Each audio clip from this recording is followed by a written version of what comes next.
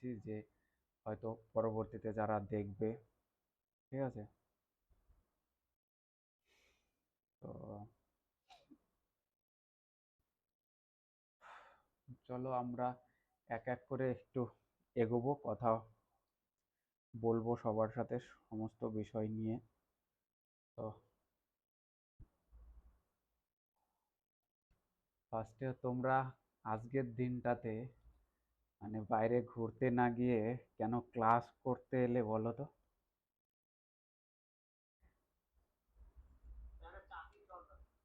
একটা চাকরির দরকার। চাকরি তো ওই যারা ঘুরছে ওদেরও তো প্রয়োজন, তোমারও তো প্রয়োজন। তাহলে ওরা যেতে পারলো, তোমরা কেন যেতে পারলে না?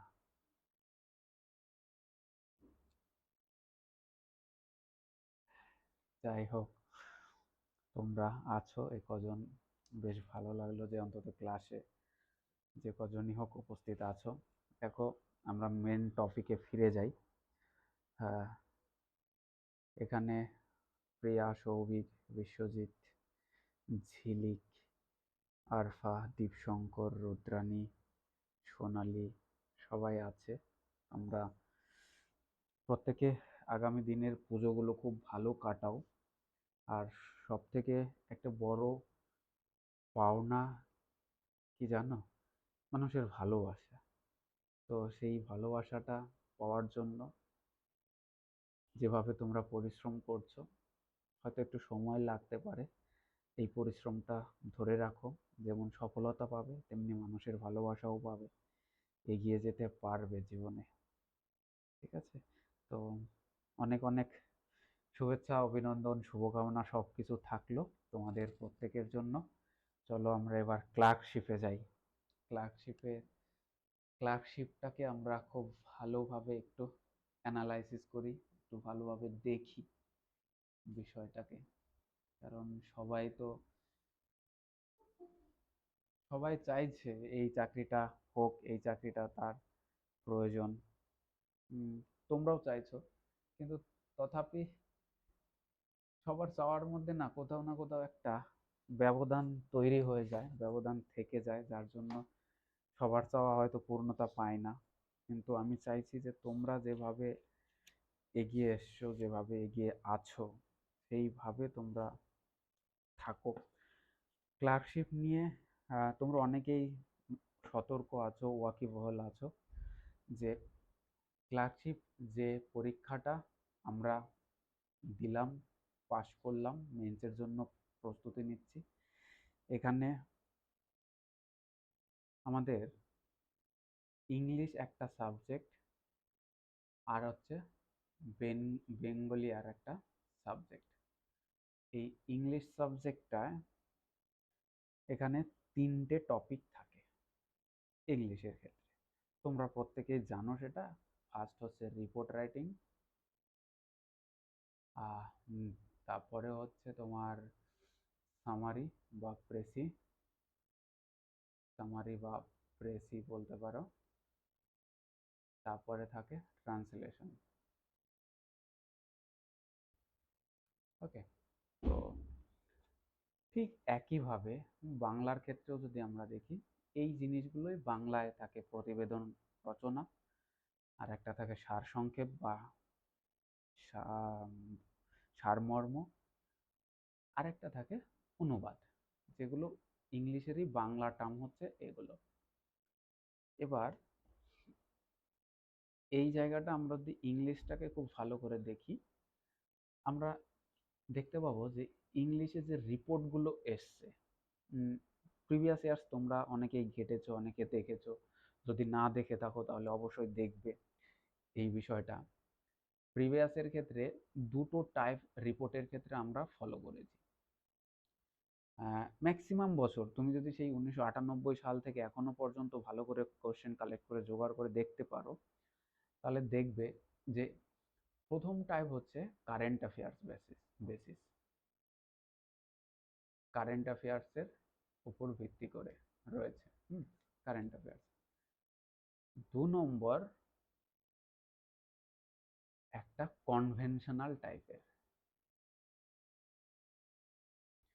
এবার এই কারেন্ট অ্যাফেয়ার্স বেসিস যেটা, সেটা লিখবো নাকি কনভেনশনাল টাইপের লিখবো, এইটা ডিসিশনটা আমাদেরকে ভালো করে নিতে হবে। দেখো,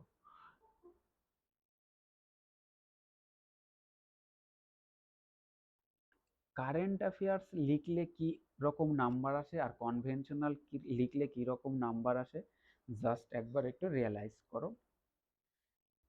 কারেন্ট অ্যাফেয়ার্সের নাম্বারটা ভালো আসে কখন ভালো আসে, যখন যেই টপিকটার উপরে দেওয়া হলো সেই টপিকটার মধ্যে তুমি যদি ডেটা ইনপুট করতে পারো, কারেন্ট ডেটা, গতানুগতিকতা নয়, কারেন্ট ডেটা তুমি যদি ভালো করে এর মধ্যে ইনপুট করতে পারো, তাহলে কারেন্ট অ্যাফেয়ার্সে টপিকে নাম্বার বেশি আসবে। কনভেনশনাল টাইপে কি নাম্বার আসে না? কনভেনশনাল টাইপেও নাম্বার আসে, সেটা একটা অ্যাভারেজ মার্ক থাকে, অ্যাভারেজ মার্ক। ওকে, এবার তাহলে কনভেনশনাল টাইপের থেকেও যদি কারেন্ট অ্যাফেয়ার্সের আমি লিখি, সেক্ষেত্রে কি কখনো নাম্বার কমে যেতে পারে কনভেনশনালের থেকে? উত্তর হ্যাঁ, কমে যেতে পারে। কখন কমতে পারে? যখন তুমি এই কারেন্ট অ্যাফেয়ার্সের টপিকটাকে তুমি ডেটা দিতে পারবে না, এবং স্বাভাবিক একটা কাহিনীর মতো তুমি লিখে গেলে, যার মধ্যে কোনো ইনফরমেশন, গুরুত্বপূর্ণ ইনফরমেশন নেই, তুমি জাস্ট কারেন্ট অ্যাফেয়ার্সটা সম্পর্কে একটু ওয়াকিবহল সেই হিসাবে তুমি লিখে দিয়েছো, ওভাবে যদি লিখতে যাও তাহলে তুমি কনভেনশনাল টাইপের থেকেও নাম্বার কম পাবে। এইটা, এবার তাহলে এখান থেকে আমাকে বাছাই করতে হবে। আমি যদি অ্যাভারেজ মার্কস পেতে চাই, নিতে চাই, তাহলে আমি কনভেনশনাল লিখব। অ্যাভারেজ মার্কস বলতে এরকম কীরকম মার্কস হতে পারে, এখানে পার্সেন্টেন্সে আমি তোমাদেরকে একটু যদি বলি, তাহলে অ্যাভারেজ কনভেনশনালে 60% হাইয়েস্ট, 60% হাইয়েস্ট কনভেনশনালে তুমি যদি লেখো। কারেন্ট অ্যাফেয়ার্সে, কারেন্ট অ্যাফেয়ার্সে এখানে ভালো লিখলে 70% পর্যন্ত পাওয়া যেতে পারে, আর কম লিখলে 45%-এও নেমে আসতে পারে। এবার ব্যাপারটাকে নিজেরা রিয়েলাইজ করবে, নিজের ভেতরের যে পাওয়ার, সেই পাওয়ারটাকে তুমি এবার বোঝার চেষ্টা করবে। কারণ আজকে একদিনে তো আর প্রিপারেশন হবে না, প্রিপারেশন হবে এই দীর্ঘ সময়ের লড়াইতে। তাই তোমরা প্রত্যেকে ডিসাইড করবে কোশ্চেন দেখার পরে, কোশ্চেন দেখার পরে তুমি ডিসাইড করবে যে এটা আমার কোন টপিকটা লিখলে আমার সুবিধে হবে।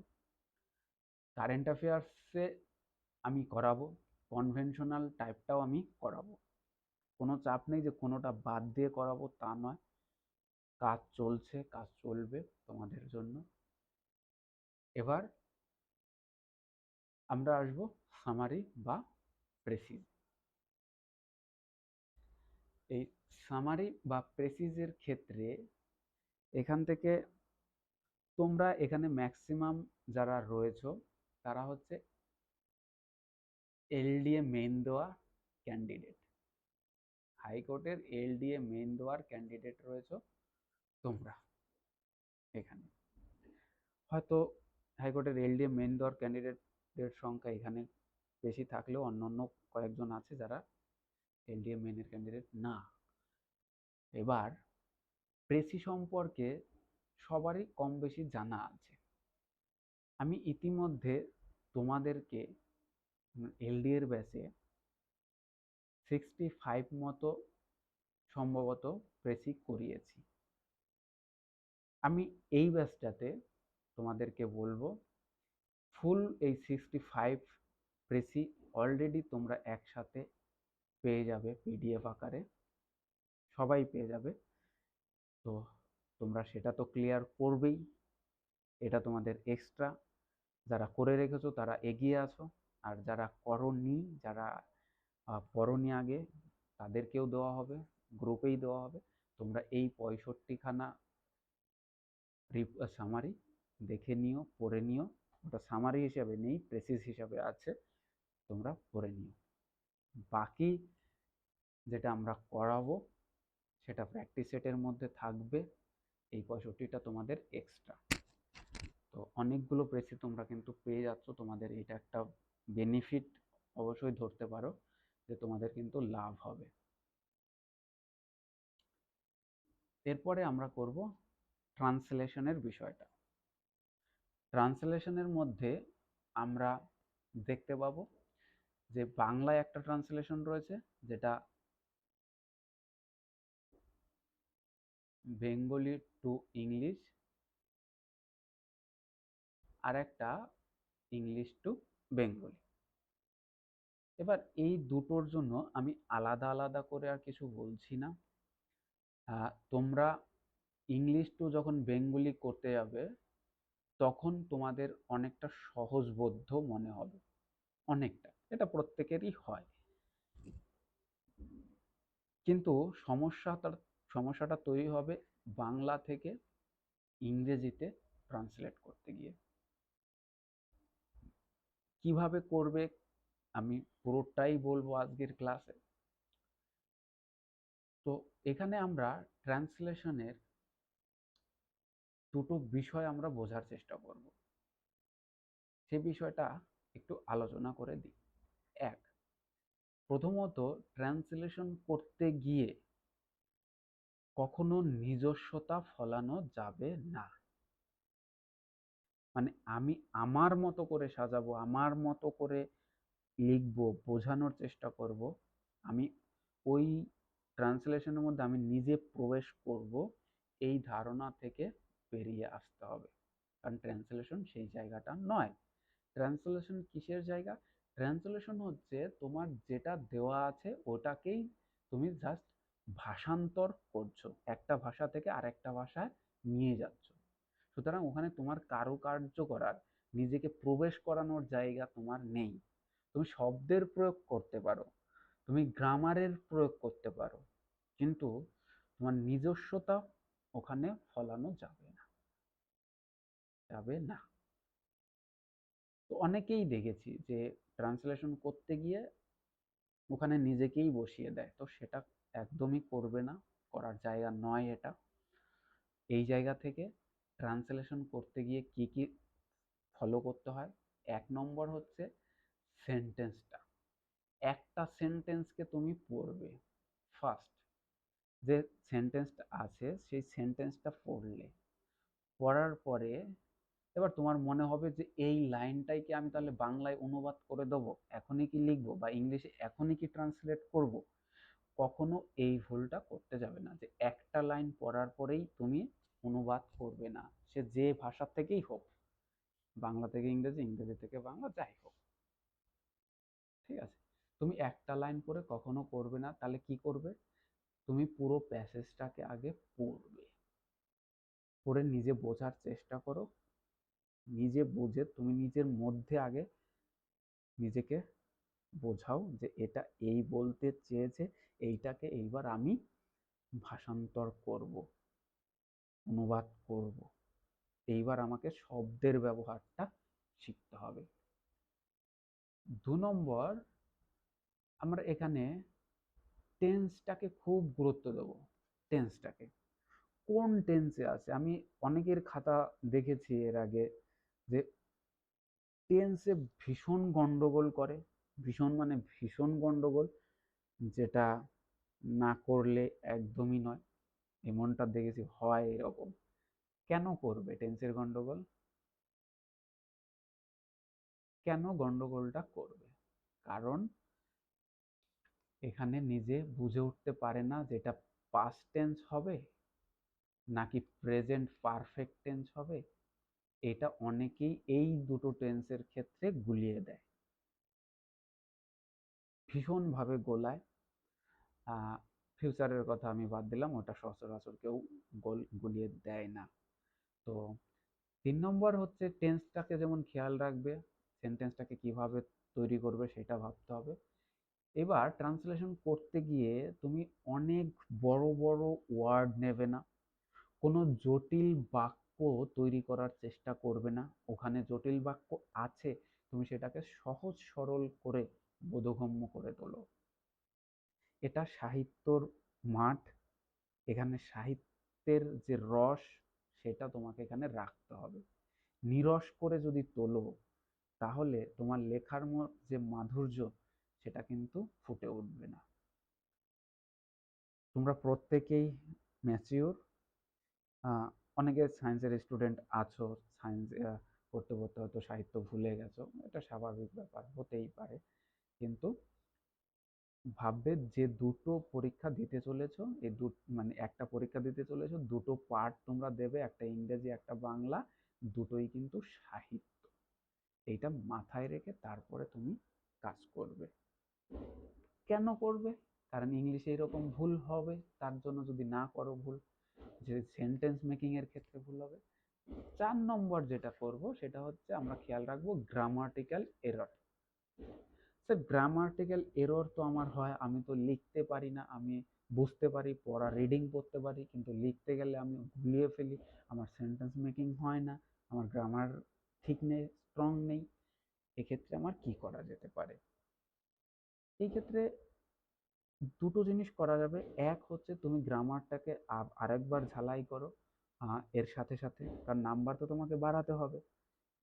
আর 2 নম্বর হচ্ছে যে প্রতিদিন তুমি কিছু গ্রামারের ক্লাস দেখো আর নিজে থেকে প্রতিদিন কিছু লেখো। প্রতিদিন একটা করে টপিক লেখো, লেখো, ইমপ্রুভমেন্ট হতে বাধ্য, ইমপ্রুভ হবে। এটা গেল। এবার ওভারঅল তুমি যখন একটা ট্রান্সলেশনকে লিখলে, তো সেই ট্রান্সলেশনটাকে তুমি এবার ফাইনালি সাবমিট করার আগে একবার ভালো করে টেক্সটটা পড়ে নাও, যেটা মূল প্যাসেজ সেটা পড়ো। তারপরে তুমি তোমার অনুবাদকৃত যে সমস্ত লাইনগুলো আছে সেই লাইনগুলো ভালো করে আরেকবার পড়ো, মন দিয়ে পড়ো। সেই লাইনগুলোর মধ্য থেকে তুমি এইবার নিজে থেকে নিজের ত্রুটিগুলো খুঁজে বের করো। যদি না পাও তাহলে অতি সাধারণভাবে ছেড়ে দাও, আর যদি খুঁজে পাও তাহলে ওটাকে ঠিক করে নাও, কারণ তোমাকে ঠিক করার সময় দেওয়া আছে। হয়তো স্পিড, অনেক স্পিডে করতে হবে, তুমি সময় পাবে না, এটা ঠিক, কিন্তু মক টেস্ট কেন, প্র্যাকটিস কেন, যাতে তুমি সময় বাঁচাতে পারো, এ কারণেই তো তোমার এইভাবে এগোতে হবে, এইভাবে তোমাকে ক্লাসগুলো করতে হবে। ওভারঅল ট্রান্সলেশনের কথা এইভাবে আমরা তুলে ধরবো। আর ট্রান্সলেশনের ওখানে লাইন বাই লাইন মিনিং তুমি করবে, নাকি ওটার ভাবার্থ মানে যেটা বলতে চাইছে ওটা বলে দিলে হবে, না আমি স্যার কিভাবে ওয়ার্ড টু ওয়ার্ড মিনিং আমাকে বসাতে হবে? প্রথম কথা হচ্ছে ওয়ার্ড টু ওয়ার্ড তোমরা মিনিং বসাতে যাবে না, কারণ ট্রান্সলেশন কখনোই ওইভাবে হয় না। এটা একটা বাংলা ভাষা, ওটা একটা ইংরেজি ভাষা, দুটোর হুবহু ওয়ার্ড মিনিং দিয়ে তুমি করতে পারবে না, সেটা ভালো হবে না, কাটা, বন্ধ। তুমি কি করবে? তুমি সেন্সটাকে নেবে, ওখানে সেন্স কি বলতে চাইছে, তুমি সেই সেন্সটাকে কিভাবে বুঝলে, এইবার তুমি তোমার মতো করে ওইটাকে লেখো, তোমার মতো করে লেখো। জাস্ট এটুকু, এভাবে তুমি লিখতে পারলে তোমার নাম্বার অনায়াসে কিন্তু বাড়বে, অন্যদের থেকে একটু হলেও তুমি এগিয়ে থাকবে। তো সেন্সটাকে বোঝো, সেন্সটাকে ওইখানে ইনপুট করো, কোনো ওয়ার্ড টু ওয়ার্ড মিনিং করতে যাবে না। আর 2 হচ্ছে অনুবাদ করার সময় খেয়াল রাখবে যে অনুবাদের মধ্যে লেটারের ব্যবহার, নামের ব্যবহার যেগুলো হয়, মানে লেটার বলতে আমি ফার্স্ট লেটার স্মলে লিখলাম, সেটা কিন্তু অনেকেই করে ফেলে, সেটা যেন হয় না। সেন্টেন্সের প্রথম যে লেটারটা সেটা কিন্তু অবশ্যই অবশ্যই ক্যাপিটাল লেটারে তুমি লিখবে, অনেকেই ছোট হাতের দিয়ে দেয়, সেক্ষেত্রে নাম্বারটা কমে যায়। কোনো একটা ব্যক্তির নাম তুমি ওখানে ইউজ করছো বা আছে, সেটাকে তুমি খেয়াল রাখো। কোনো একটা গ্রন্থের নাম বা কবিতার নাম বা কোনো একটা কাব্যগ্রন্থের নাম বা কোনো একটা ফেমাস কিছু যেটা ইনভার্টেড কমার মধ্যে হওয়া উচিত, সিঙ্গেল ইনভার্টেড বা ডাবল ইনভার্টেড যাই বলো, তার মধ্যে হওয়া উচিত, কিন্তু তোমরা অনেকেই ভুল করে সেটা দাও না, যেটা কোশ্চেনে আছে সেটা তোমরা নিজেরা নিজেদের মতো দাও না। তো এটা যেন না হয়, তোমরা চেষ্টা করবে এই জায়গাগুলো যেন ঠিক থাকে। তো একটু সতর্ক হয়ে থাকলে, প্র্যাকটিস করলে নাম্বার অনায়াসে বাড়বে অন্যদের থেকে। ওকে, এবার আমরা ফিরছি বাংলার দিকে। বাংলার ক্ষেত্রে আমরা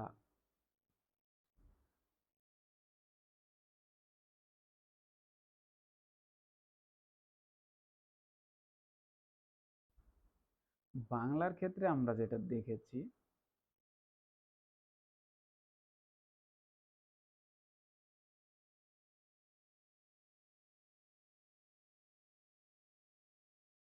বাংলার ক্ষেত্রে আমরা যেটা দেখি, সচরাচর দেখব, সে জায়গাটা একটু খেয়াল রাখবে যে বাংলা আমাদের মাতৃভাষা।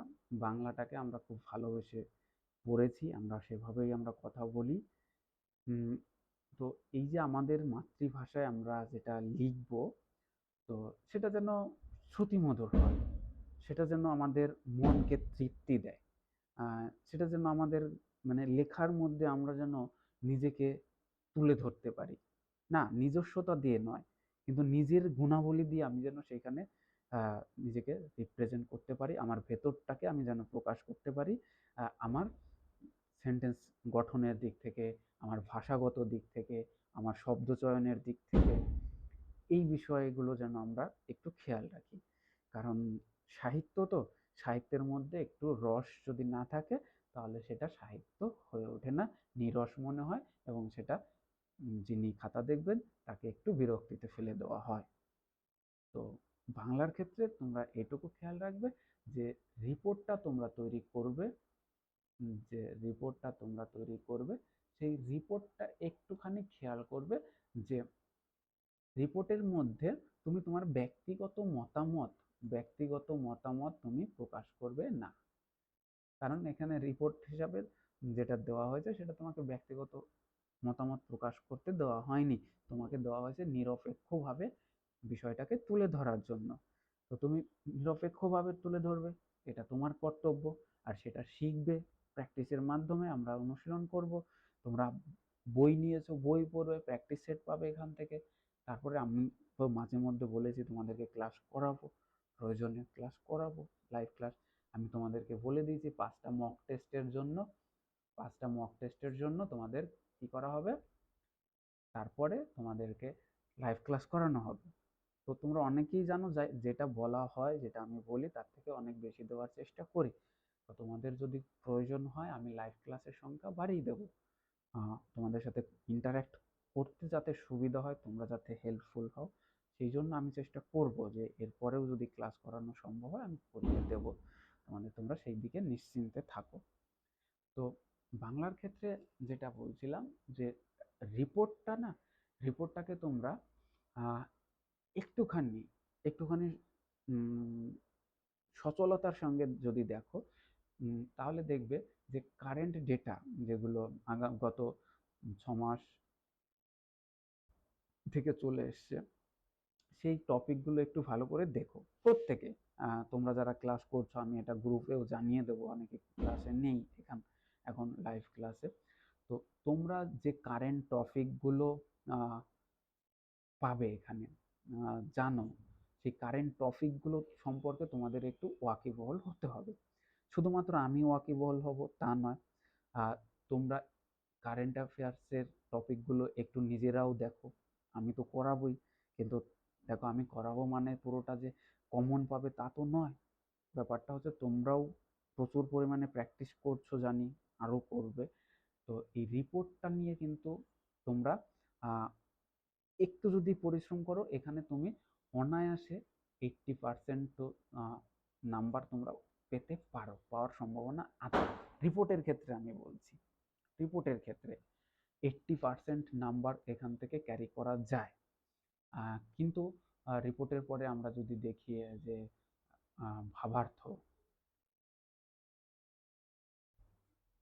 এই ভাবার্থর ক্ষেত্রে নাম্বারটা কেমন আসে বা কিভাবে আমি ভাবার্থটাকে লিখতে পারি। তো দেখো, ভাবার্থ মানে কি? আচ্ছা, ভাবার্থ আর হচ্ছে সারাংশ বা সারমর্ম, এরা কি সব এক? কেউ একজন বলো তো যে এরা এক কিনা।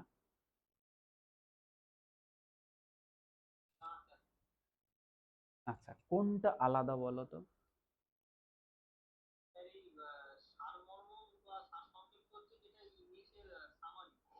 হ্যাঁ,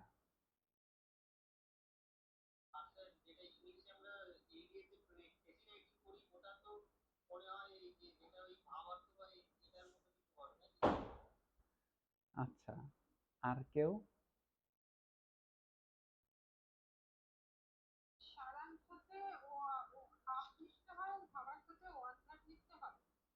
সারাংশতে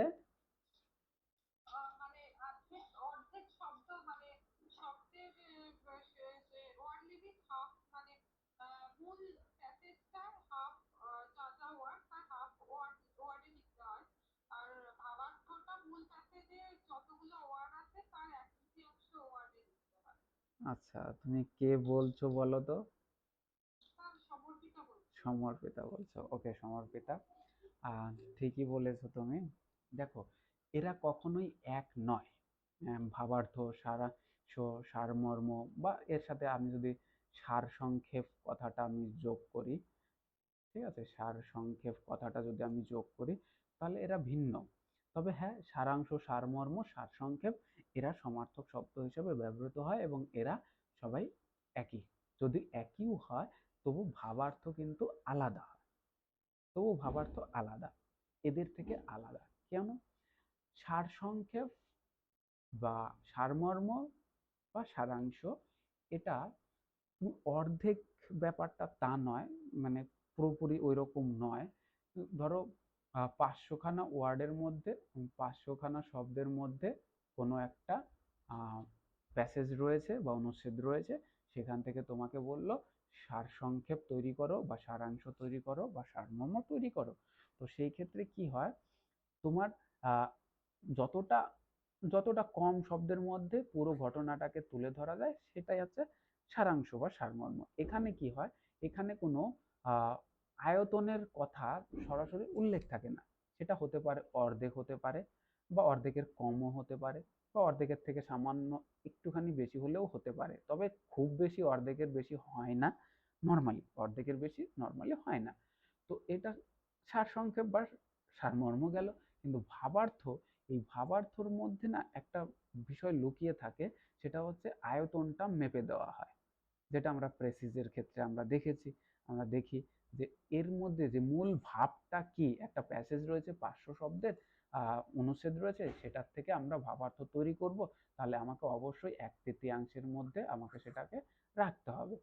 অনেকে কি হয়, এবার নর্মালি আমরা যদি এখন কম্পিটিটিভ এডুকেশনের কথা আমরা খেয়াল করি, তাহলে আমরা খুব ভালোভাবে দেখতে পাবো যে এই জায়গাগুলো আমরা সবাই একটা মাপকাঠি দিয়ে তৈরি করার চেষ্টা করি।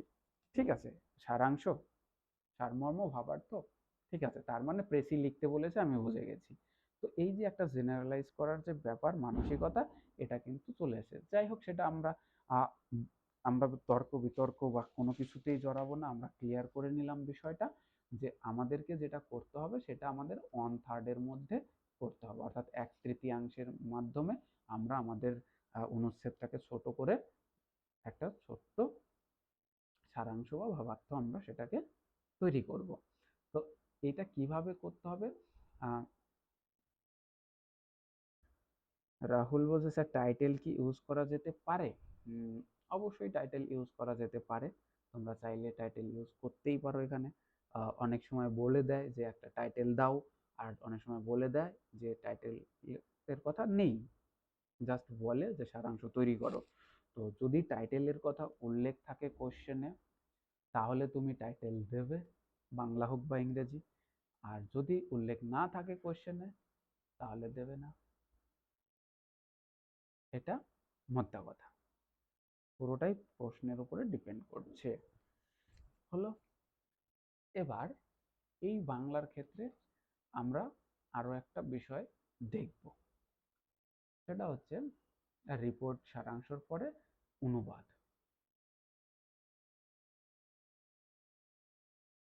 অনুবাদ করতে গিয়ে আমরা আরো একটা বিষয় খেয়াল রাখবো, যেটা আমরা আগের স্লাইডে বললাম যে অনুবাদের ক্ষেত্রে আমরা কি করতে পারি। এই বাংলা থেকে দেখো, এখানে কি থাকবে বাংলার ক্ষেত্রে, কি থাকবে বলো, ইংরেজি থেকে বাংলা নাকি বাংলা থেকে ইংরেজি? এখানে থাকবে ইংলিশ থেকে বাংলা। বাংলা পেপারের মধ্যে থাকবে ইংরেজিটা দেওয়া থাকবে, সেখান থেকে তোমার বাংলায় রূপান্তর করতে হবে। তো এই ক্ষেত্রে একটা খুব সহজ জিনিস তোমাদেরকে বলে দিই, যে যে ইংলিশটা তুমি পাবে এখানে, সেই ইংলিশটা অনায়াসেই তুমি বুঝে যাবে। যে গল্পটা তোমাকে দেওয়া হবে অনুবাদ, সেই গল্পটা যদি খুব প্র্যাকটিস করো তাহলে তুমি কমন পেতে পারো, আর যদি কমন নাও পাও তো সেই গল্পটা তোমাকে দেওয়া হবে, মনে হবে কোথাও না কোথাও শুনেছি গল্পটা। ফলে সেটার ইংরেজি থেকে বাংলায় অনুবাদ করতে একটু হলেও সহজ হবে তোমাদের জন্য। একটু যদি চোখ কান খোলা রাখো, একটু বই যদি বেশি পড়ো, তাহলে অনুবাদ কমন পাওয়া যায়।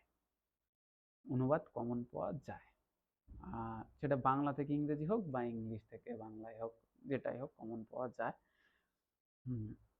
তো এই বছর যেহেতু হাড্ডাহাড্ডি লড়াই, সেটা তোমাকেও মাথায় রাখতে হবে যে কোয়ালিটিটা আমাকে বাড়াতে হবে।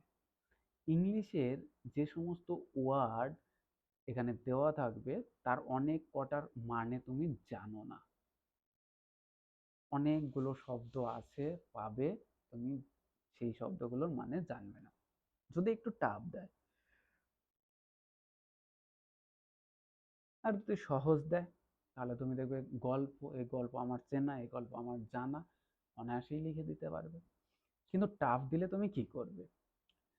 টাফ দিলে তুমি ওই ওয়ার্ডটা, যেই ওয়ার্ডটা এটা তুমি বুঝতে পারছো না, এই ওয়ার্ডটা তুমি বুঝতে পারলে না, তাহলে এই ওয়ার্ডটাকে তুমি বাদ দিয়েই পুরো সেন্টেন্সটার মানেটা কি দাঁড়াতে চাইছে, কি দাঁড় করাতে চাইছে, সেন্সটা বাকি ওয়ার্ডগুলোকে নিয়ে তুমি একবার ভাবো।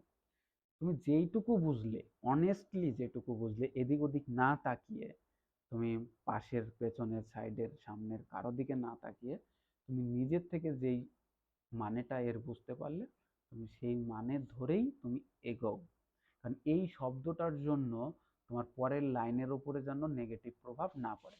তুমি মাথায় এটা মেন্টালিটি সেট করে নেবে যে অনেক শব্দের মানেই আমি নাও জানতে পারি, অনেক কোশ্চেন থাকতেই পারে যে আমি পড়ে আসিনি, আমার চেনা না, আমার জানা না সেই টপিকটা।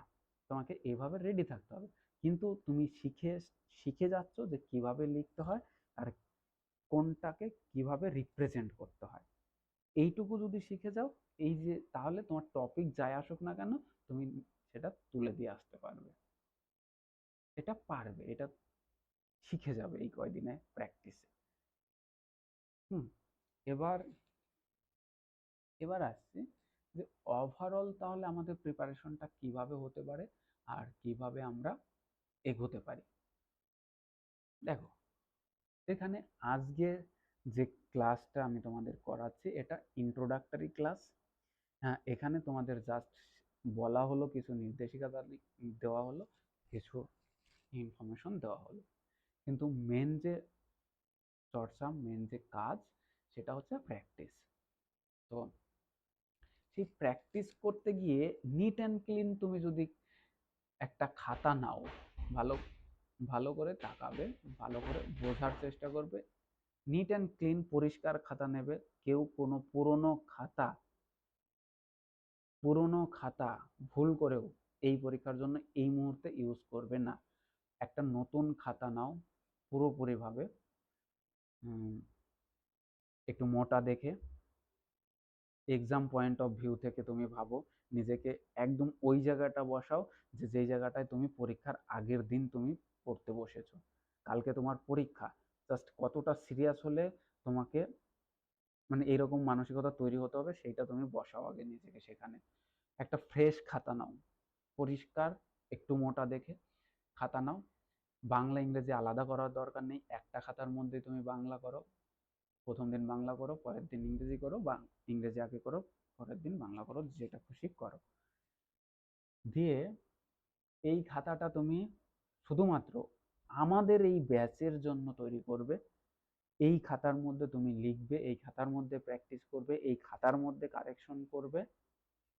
এইটা তোমার একটা দলিল হিসাবে তুমি তৈরি করছো। ফলে আমি যে আজকে ধরো আগামীকাল একটা সেট তোমাকে যদি দেওয়া হলো, সেট নাম্বার 1 আমি তোমাকে দিলাম, এটা কিভাবে এগোবে? প্রথম আমি সকালে দিলাম, ধরে নাও যে সকালবেলা আমি মর্নিংয়ে দিয়ে দিলাম। সারাদিন তোমরা টাইম পাবে, দিনের যে কোনো একটা সময় বসে ঘড়ি ধরে এটাকে কমপ্লিট করবে। সে বাংলা দিয়ে ইংরেজি দিয়ে যাই দিই, এটাকে কমপ্লিট করবে।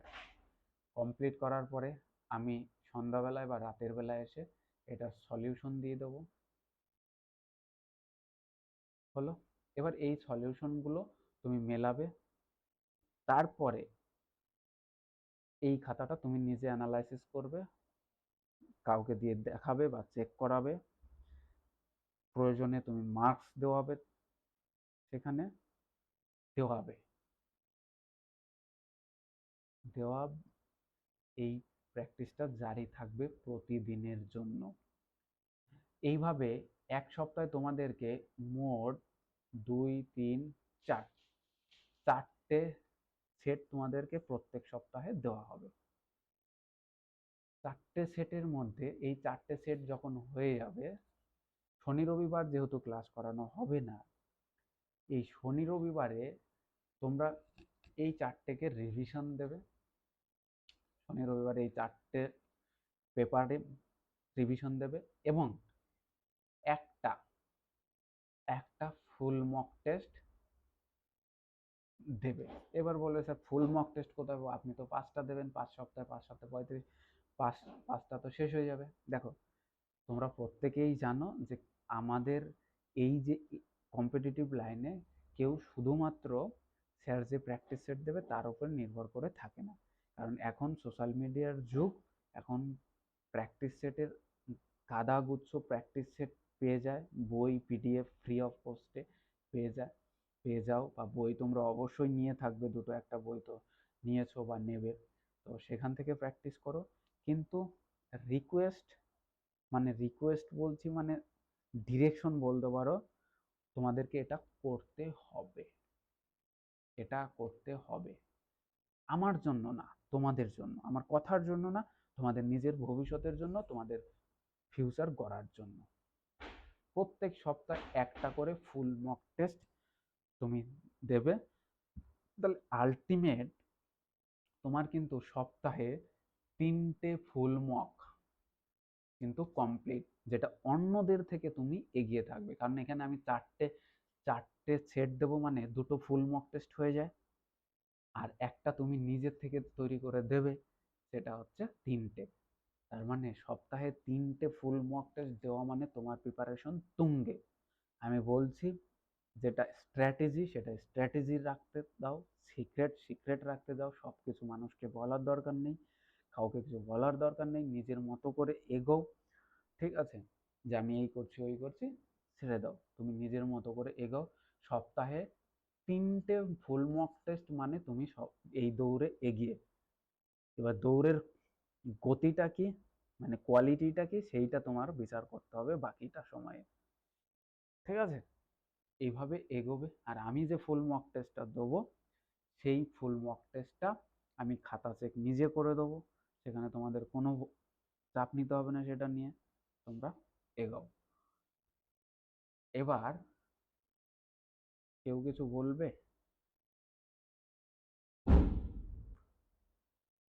আরফা, আরফা কিছু বলবে?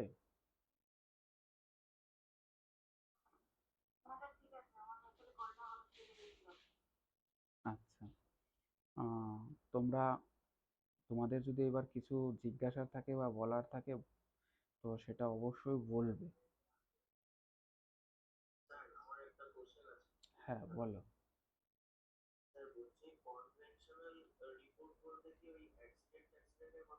হ্যাঁ, হ্যাঁ, অ্যাক্সিডেন্ট, পরিবেশ দূষণ। হ্যাঁ, হ্যাঁ, যেগুলো স্বাভাবিক। হ্যাঁ, তুমি যেগুলো বললে এগুলোই, যেগুলো নর্মাল প্রত্যেকটা পরীক্ষাতে যেগুলো কমন থাকে, সেগুলোই, যেখানে কারেন্ট ডেটা ইনপুট হয় না যেগুলোতে। ঠিক আছে, মানে কারেন্ট অ্যাফেয়ার্সের টপিক নয় যেটা, সেটাই কনভেনশনাল। হ্যাঁ, বলো।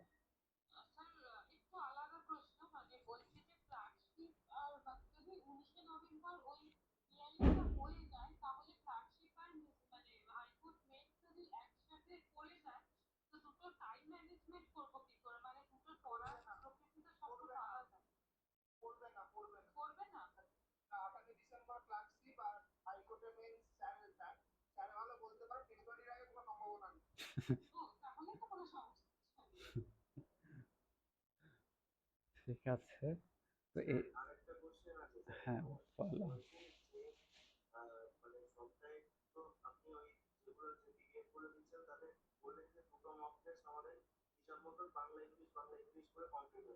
হুম, হুম। না, নিজে তৈরি করে না, তোমার বই আছে, বা তুমি প্রচুর ডাউনলোড করে নিতে পারবে ফ্রিতে। হ্যাঁ, হ্যাঁ, হ্যাঁ, হ্যাঁ, হ্যাঁ, তুমি সোর্সটাকে, হ্যাঁ, হ্যাঁ, হ্যাঁ, হ্যাঁ, ঠিক আছে, বলো।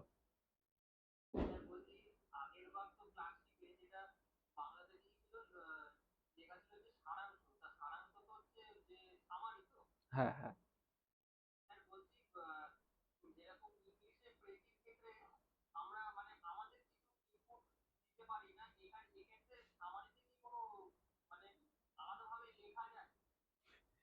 দেখো, আমি সামারির ক্ষেত্রে বলবো যে ভাষাগত দিকটা তুমি দেখতে পারো, কিন্তু নিজেকে বসাতে পারবে না ওখানে, মানে নিজস্ব মতামত তুমি প্রকাশ করতে পারবে না। সে সামারি হোক বা তোমার প্রেসি হোক, নিজস্বতা ওইখানে একদমই নয়। কারণ ওখানে তুমি ওদের কথাগুলোকেই জাস্ট তুলে ধরার চেষ্টা করবে, সেখানে নিজস্বতা নেই। হ্যাঁ, ভাষাগত শব্দচয়ন যেগুলো বললাম, এইগুলো তোমরা করতেই পারো। কারণ সাহিত্যের মধ্যে, দেখো, সাহিত্যের মধ্যে কখনোই, মানে সাহিত্য যেটাকে আমরা বড় থেকে ছোট করি, সেখানে নিজস্বতা ফলানো যায় না। নিজের হস্তক্ষেপ সেখানে নিষেধ থাকে, আটকানো থাকে। তো সেই জায়গাটা তুমি করবে না, এটা করা ঠিক হবে না তোমাদের।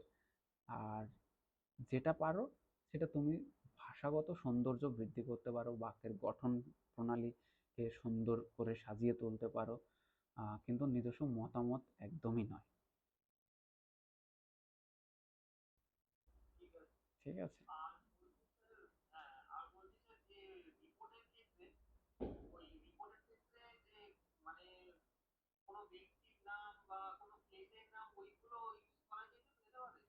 হ্যাঁ, অবশ্যই পারে। যদি যদি অনুচ্ছেদের মধ্যে থাকে বা প্যাসেজের মধ্যে যদি থাকে, তাহলে সেইটা তুমি অবশ্যই ইউজ করতে পারবে, কিন্তু নিজের,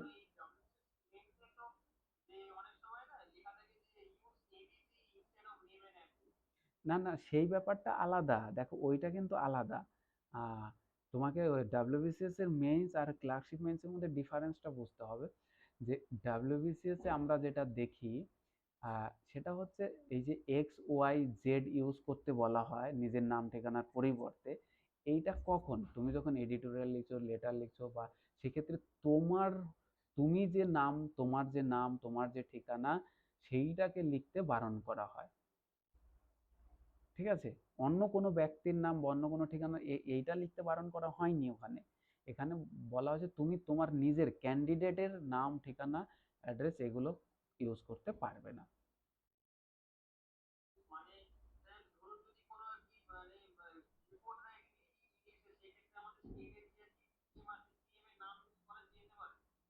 সেইগুলো তো পারবে, সেইগুলো তো অবশ্যই পারবে, কিন্তু তুমি তোমার নিজের নাম কখনো ইউজ করতে পারবে না।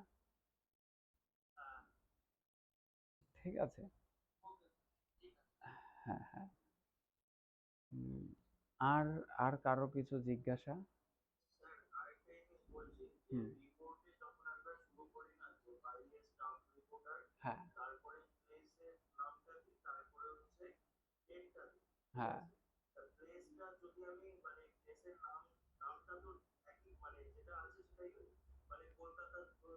হ্যাঁ। না না, কলকাতা লিখবে। এখানে এবিসিডি লেখার কোনো দরকার নেই, এখানে directly by staff reporter Kolkata, তারিখ দিয়ে দিলে এত, ব্যাস, হয়ে গেল। ওকে। আর কেউ, কারো কোনো জিজ্ঞাসা? আহ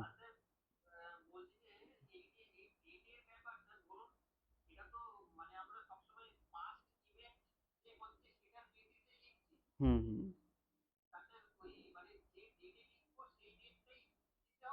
হ্যাঁ, যেই ডেটে লিখছো তুমি সেই ডেটে, পরীক্ষার ডেট, একদম পরীক্ষার ডেটটা। ঠিক আছে, যেই দিন লিখছো সেই দিন। বিশ্বজিৎ আছে, প্রিয়া আছে, রুদ্রাণী আছে, আহ, আরফা আছে। যাই হোক, তোমরা যদি তোমাদের কিছু বলার থাকে তাহলে তোমরা জিজ্ঞাসা করতে পারো। আহ, তোমাদের অনেক মনে জিজ্ঞাসা থাকতেই পারে সেগুলো। হ্যাঁ, 18 তারিখে উঠবে না কেন? উঠবে।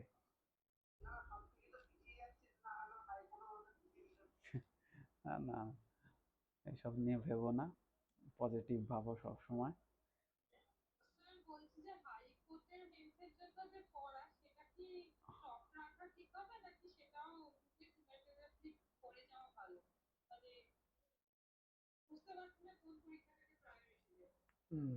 এটা একটা বড় প্রশ্ন। এটা সত্যিই খুব ডিফিকাল্ট সিদ্ধান্ত নেওয়ার ক্ষেত্রে। এখানে আমি তোমাদেরকে বলে দিই, যেহেতু তোমরা ম্যাক্সিমামই এলডি এর স্টুডেন্ট রয়েছো, অ্যাসপিরেন্ট রয়েছো, স্টুডেন্ট ঠিক বলবো না, আর একটা হচ্ছে এলডিসি কে দিয়ে আমি ডিনোট করছি। তো এক্ষেত্রে উম, দেখো, যেহেতু এটা আমরা জানি, এটা আমরা জানি না ডেট, তো এলডিএটাকে একটা টাইম তোমাকে রাখতে হবে, আর বাকি টাইমটা এর মধ্যে এলডিসির জন্য দিতে হবে। আমি ধরে নাও কোনো একজন ক্যান্ডিডেট তোমাদের মধ্যে কেউ, সমর্পিতাকেই বলছি, তুমি ধরো পার ডে 6 আওয়ার্স তুমি স্টাডি করতে পারো।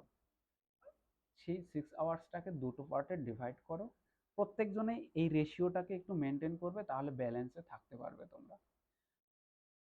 4 আওয়ার্স তুমি এলডিসির জন্য দাও, 2 আওয়ার্স তুমি এলডি এর জন্য দাও। এটাকে কখনোই কখনোই বলবো যে নেগলেক্ট করবে না, একে ছেড়ে দেবে না, ছেড়ে দেবে না, না মানে না, এটা তোমাকে করতে হবে।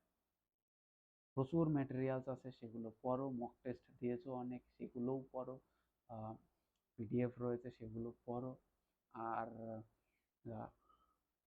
পার ডে আমি এইটুকু, এই জায়গাটা খেয়াল করে বলবো যে এলডিসির জন্য তোমরা যেভাবে পড়াশোনা করবে, দেখো প্রত্যেকটা মানুষ কর্মব্যস্ত, বিভিন্ন কিছুর সাথে যুক্ত থাকে, সময় সবার এক নয়, কিন্তু আমি পার্ট পার্ট যদি ভাগ করে নিই, তাহলে তুমি এই অরিত্রর মাইকটা বোধহয় অন আছে। এলটিসির জন্য তুমি পার্ট পার্ট করে পড়ো, সকাল এবং বিকেল বা রাত, সকাল এবং রাত। আমি সকাল আর রাতটাকে দুটো পার্টে ভাগ করছি। খেয়াল রাখবে যে কেন এরকম বলছি, কেন, তোমরা তো নিজেরাও করতে পারো, কিন্তু নিজেদের মধ্যে করা আর এটা করার মধ্যে হয়তো ডিফারেন্স খুঁজে পাবে।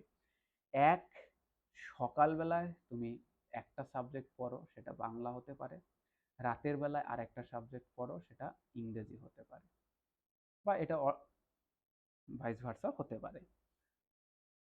এবার বাকি টাইম, বাকি টাইম তোমরা mock test solve question paper solve, previous year solve, এছাড়া এলডি এর জন্য বাকি টাইমটা তোমরা রাখো।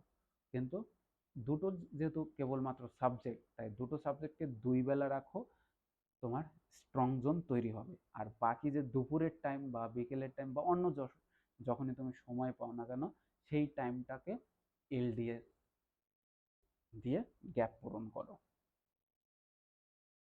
এলডিএ দিয়ে গ্যাপ পূরণ করো। বলো।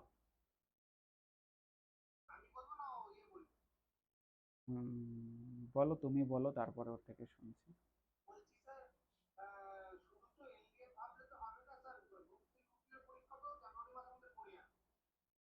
উম,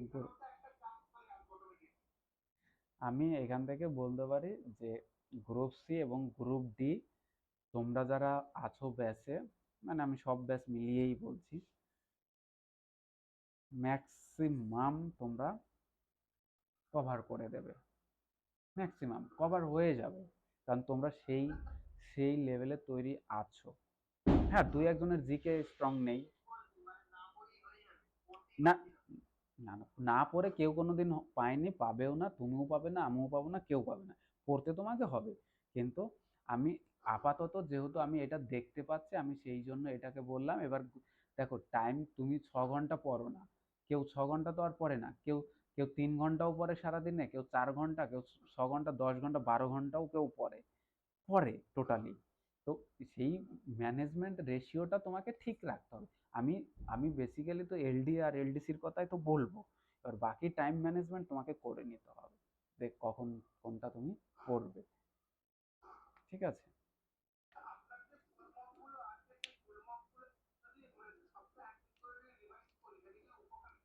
হ্যাঁ, অবশ্যই হবে। Full mock.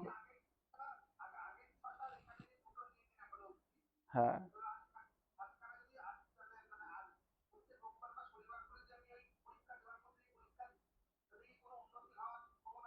আছে আছে, অবশ্যই আছে।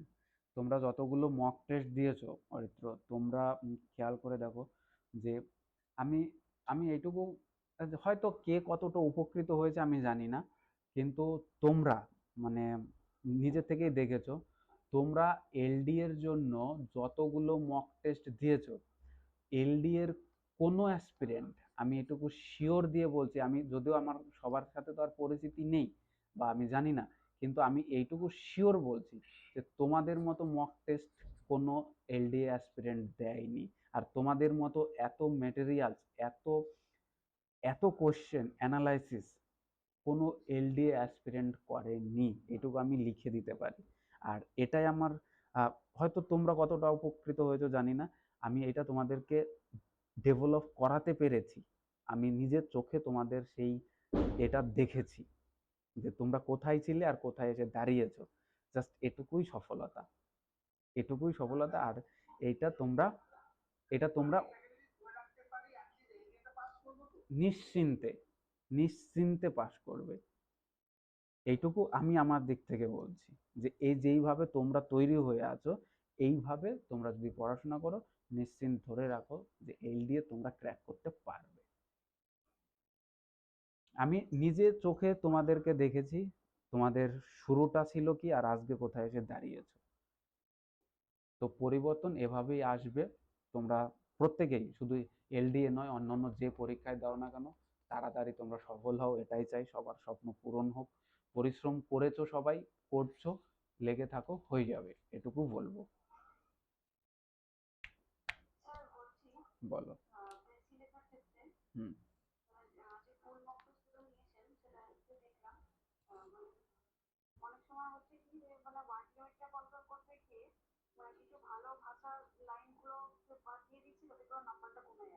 হুম।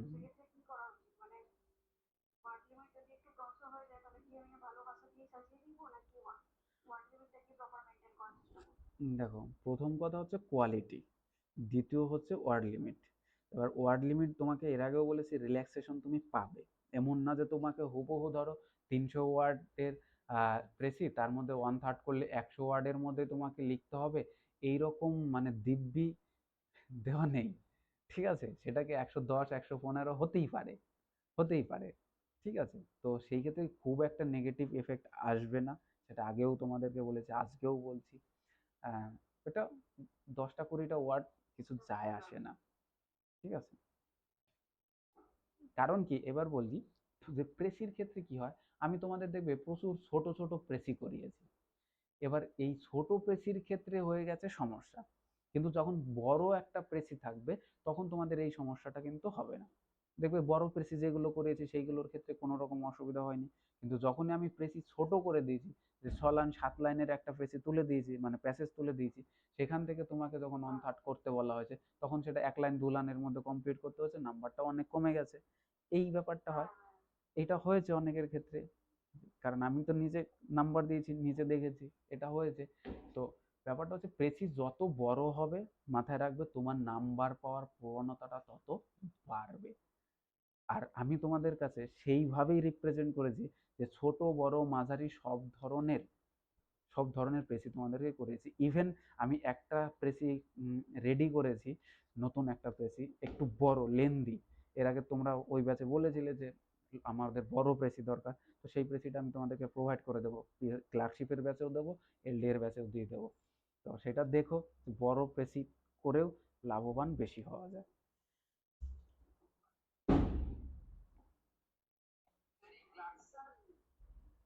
বলো প্রিয়া, কি বলছিলে?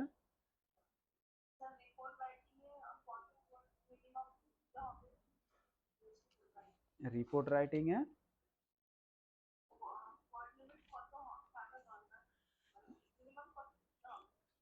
দেখো এই জায়গায় একটা বড় কোশ্চেন তো থেকেই যায় যে রিপোর্টের জন্য বরাদ্দ নাম্বার কত বলতে পারবে? ২০ নাম্বার। না, ২০ নাম্বার। ১৫ হচ্ছে প্যাসেজের জন্য। ওহো, ঠিক ঠিক ঠিক ঠিক, এটা এটা ১৫ ১৫ ১৫ ১৫। আমি যেটা বললাম সেটা ২০১৬ সালে ছিল।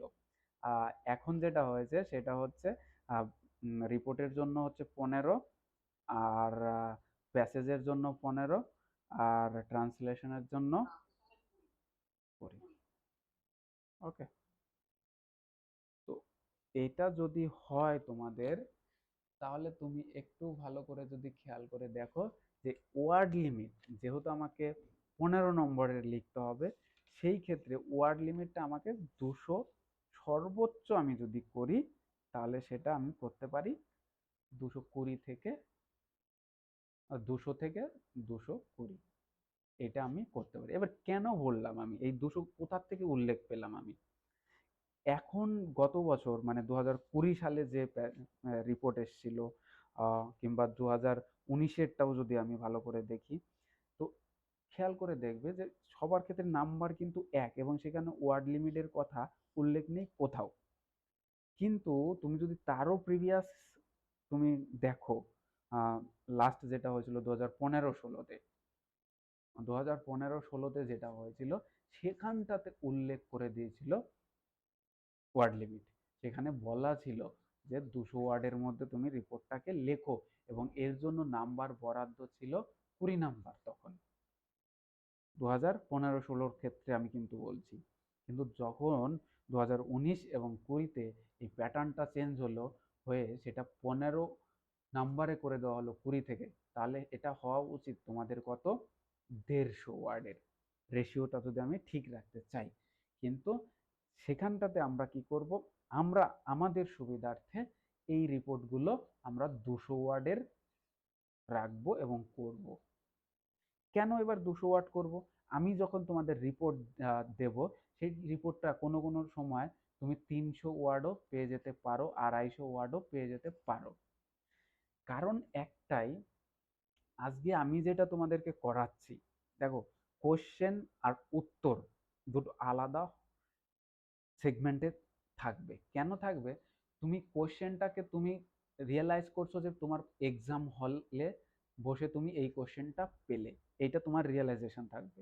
কিন্তু এর যে সলিউশনটা আমি দেব, তখন তুমি ওই ভাবনা থেকে বেরিয়ে এসে তুমি একজন অ্যাজ এ অ্যাসপিরেন্ট তুমি প্রিপারেশন নিচ্ছ, তুমি পড়ছো, তোমাকে জানতে হবে, তোমাকে ইনফরমেশন গ্যাদার করতে হবে, যার জন্য এখানে লটস অফ ইনফরমেশন প্রচুর ইনফরমেশন তোমাকে এখানে লাগবে। তার জন্য আমি ইনফরমেশন বেশি দেওয়ার জন্য এটাকে আমি লেন্দি করব। এই লেন্দিটাই তুমি পড়ে যাতে বেশি ইনফরমেশন মনে রাখতে পারো, এবং লেখার সময় অটোমেটিক্যালি সেটা কমে যাবে, ছোট হয়ে যাবে। যখন তুমি লিখবে তখন কিন্তু এটা ছোট হয়ে যাবে। তাই আমার যে লেন্থ সেইটাকে তুমি বলবে না যে স্যার এটা বড় কেন দিয়েছেন, এটা তো এত বড় হওয়া উচিত নয়। হ্যাঁ, আমি নিজেও জানি উচিত নয়, কারণ 200 ওয়ার্ডের বেশি আমার দেওয়া যায় না। কিন্তু তোমার প্রিপারেশনের জন্য দিয়েছি আমি সেটা, বা দেব। ক্লিয়ার?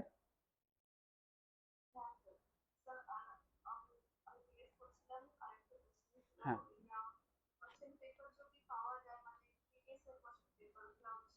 হুম।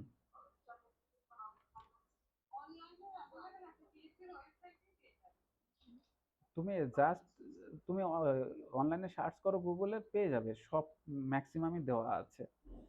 ঠিক আছে। আর আমি তোমাদেরকে বলে দিই যে আমি প্রিভিয়াস ইয়ার্স কিন্তু রাখবো, কারণ প্রিভিয়াস ইয়ার্স না রাখলে আসল ব্যাপারটা বোঝা যাবে না। কারণ প্রিভিয়াস ইয়ার্স দেখো, আমি যতদূর কালেক্ট করতে পারবো আমি ততদূর আমি তোমাদের সাথে শেয়ার করব, দেব, এবং সেগুলো আমার এই মক টেস্টের মধ্যেও থাকবে। ঠিক আছে।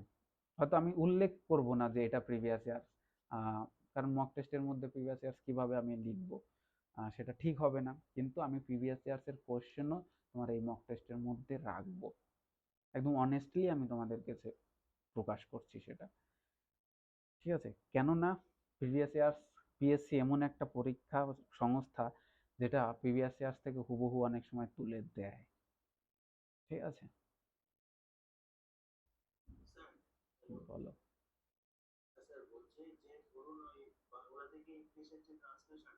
হ্যাঁ।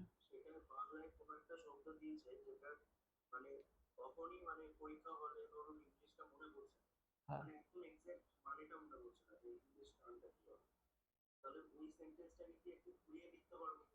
হ্যাঁ, অবশ্যই ঘুরে লিখতে পারবে, কিন্তু সেন্টেন্সের আসল সেন্সটা যেন বজায় থাকে, এটুকু হলেই হবে। যে সেন্স যেটা, হ্যাঁ হ্যাঁ হ্যাঁ, ওটা তুমি লিখতে পারবে। এটা নিজেকে, না নিজেকে বাঁচার জন্য আর কি, বাঁচানোর জন্য নিজেকে। ঠিক আছে, ওটা তুমি করতেই পারবে। আমার মনে আছে যে আমি ক্লার্কশিপ মেইন দিতে গেছিলাম, তখন যদি আমি এই চাকরিটা ফাইনালি সিলেক্টেড হয়ে গেছিলাম, তো যাওয়ার ইচ্ছে ছিল না, গেছিলাম।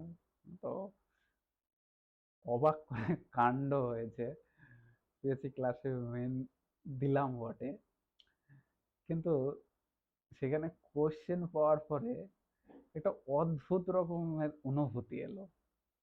তখন আমার এটাই মনে হলো যে হ্যাঁ, আমি এর পরের ধাপটাতে আমি আর যাব না, আমি শুধু শুধুই মেনটা দিতে এসেছি। তারপরে আর আমি আর এক পা এগোইনি, কারণ একটা সিট আমি কারোর নষ্ট করতে চাই না। ঠিক আছে। আমি, না না, আস্থা ছিল না, আমি তখন অলরেডি ফাইনাল রেজাল্ট দিয়ে দিয়েছিল। ঠিক আছে। জয়েন করিনি। না না, সেটা নয়। আমি 2021 সালের 2021 সালের 1 ফেব্রুয়ারি আমি জয়েন করেছি। ঠিক আছে। আর এটার 2020 সালের ডিসেম্বরে সম্ভবত মেন্স হয়েছিল। ঠিক আছে। এই কথাটা, হ্যাঁ হ্যাঁ,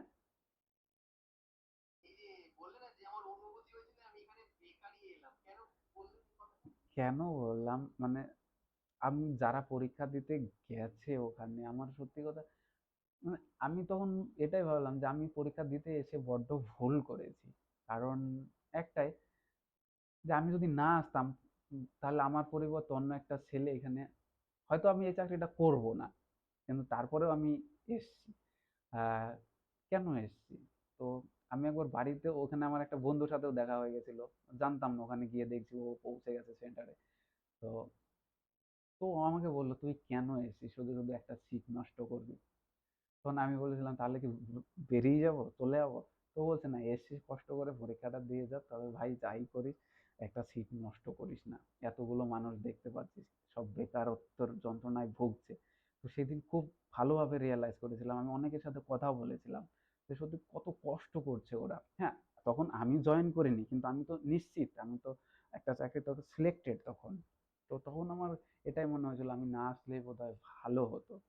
তো যাই হোক, তারপরে আমি আর এগোইনি, আমি আর যাইনি, আমি ছেড়েই দিয়েছি যে অন্তত আমি একটা সিট আর নষ্ট করতে চাই না, আর আমি এগোতেও চাই না। তো যাই হোক, সেটা আমি ছেড়ে ওইভাবে নিজেকে, নিজের খুব খারাপ লাগছিল এটাই, ওই দিনটা এক অদ্ভুত অনুভূতি হয়েছিল। কারণ কষ্টটা তো আমিও বুঝি, কারণ আমিও তো অ্যাসপিরেন্ট তখনও, হয়তো জয়েন করিনি। তো এক চাকরি না পাওয়ার কষ্টটা কি, সেটা তো একটু হলেও বুঝেছি। লড়াইটা কি সেটা আজও বুঝি। আজও আমি তোমাদের সাথে এইভাবে মিলেমিশে থাকি, কারণ তোমাদের ওই জায়গাটা আমি পেরিয়ে এসেছি। তোমাদের মতো আমারও ঠিক সেম অবস্থাই ছিল, আর কিছু না। যার জন্য আমি তোমাদের চেষ্টা করি তোমাদের সাথে থাকার, তোমাদের পাশে থাকার, এবং নিজের সর্বোচ্চটা দেওয়ার। যতটুকু পারি আমি দিই, বাকিটা সময়, পরিস্থিতি, হয়ে ওঠে না অনেক কিছু চাইলেও।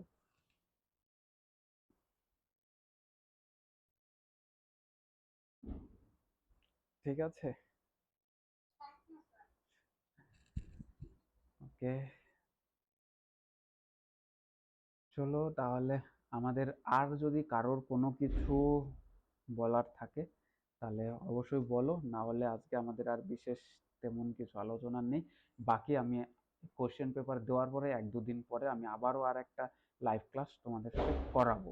মক টেস্টের আগেই, মানে ফুল মক টেস্টের আগেই আর একটা লাইভ ক্লাস করাবো। দেখো কনফিডেন্স, কনফিডেন্স পেতে হবে, কারণ ইন্টারাকশনটা থাকাটা খুব জরুরি, টাচে থাকাটা। দেখো আমি তোমাদের ইয়ে দিয়ে দেবো, পিডিএফ দিয়ে দেবো, তোমরা লিখলে, উত্তর দিলে, তাতে যে তোমাদের সাথে আমাদের বিরাট ভালো একটা বন্ডিং তৈরি হবে তা হবে না। কারণ তোমার যে কনফিউশনগুলো, তোমার যে জিজ্ঞাসাগুলো, তোমার যে মোটিভেশন, তোমার যে আহ, বিভিন্ন রকম অসুবিধা লিখতে গিয়ে, তো সেইগুলো যদি শেয়ার না করতে পারো, সেইগুলো যদি আমি সলভ না করতে পারি, তো সেটা একটা ব্যর্থতা। তোমার আমার প্রত্যেকেরই সেটা ব্যর্থতা। তো ক্লাস করাবো, মাঝে মধ্যে ক্লাস করাবো, নিশ্চিন্তে থাকো। পড়াশোনাটা অন্তত করো, এমনভাবে পড়াশোনাটা করো যাতে এলডিএই হোক বা এলডিসি, যেটাই হোক না কেন, দুটোই যেন তোমার নিজের থাকে, তোমার চাকরি একটা যেন নিজের জন্য বরাদ্দ থাকে। কারণ এই কনফিডেন্সটা তোমাকে রাখতে হবে, প্রত্যেককে রাখো, এগিয়ে চলো। দেখো, ভালো লাগবে, প্রিপারেশন নাও। দুটো সাহিত্যের সাবজেক্ট রয়েছে এখানে, সেই সাহিত্যকে ভালো করে পড়ো, ঠিক আছে? আর বাংলা ইংরেজি দুটোই আমার ফেভারিট সাবজেক্ট, দুটোই আমার ভালোবাসার সাবজেক্ট। তো চেষ্টা করব তোমাদের সর্বোচ্চটা দেওয়ার জন্য, ঠিক আছে?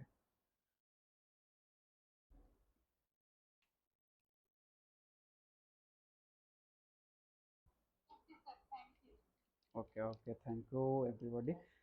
হ্যাঁ, হুম, হ্যাঁ, তাহলে তোমরা সবাই ভালো করে পড়াশোনা করো। Good night. হ্যাঁ, গুড নাইট।